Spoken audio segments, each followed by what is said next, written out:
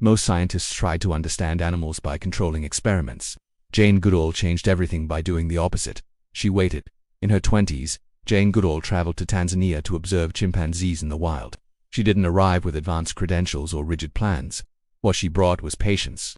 At the time, animal behavior research followed strict conventions. Subjects were numbered rather than named, and emotional distance was treated as a requirement for accuracy. Goodall didn't fully follow that approach. She watched closely and for long stretches of time, without rushing to label what she saw.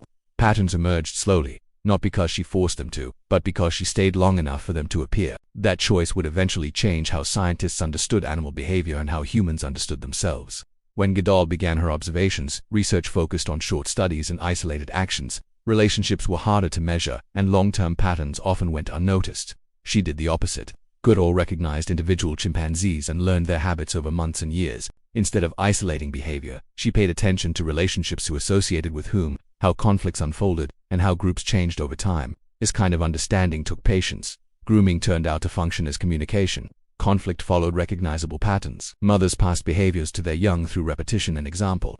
None of this revealed itself quickly. Clarity came from watching the same individuals day after day, long after novelty wore off. Her notes captured continuity rather than moments, making complex behavior easier to understand. One of Jane Goodall's most important observations didn't arrive all at once. For a long time, humans believed tool use separated us from other animals.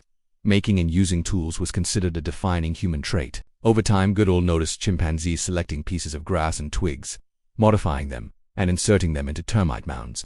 They would pull the tools out coated with insects, then repeat the process. The behavior was deliberate and consistent. Some chimpanzees refined the technique. Others learned by watching younger individuals practiced until they succeeded. Tool use wasn't uniquely human, and learning didn't happen in isolation either. Behaviors were shared, practiced, and passed along. Those conclusions only made sense because Goodall didn't rush them. Evidence accumulated gradually, even when it challenged long-held assumptions.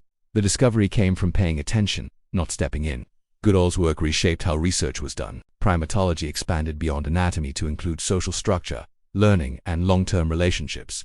Researchers began valuing extended observation rather than brief studies. Her findings also shifted how humans viewed themselves. The boundary between human and animal behavior became less rigid and more connected. Beyond science, her work influenced conservation by emphasizing understanding over control.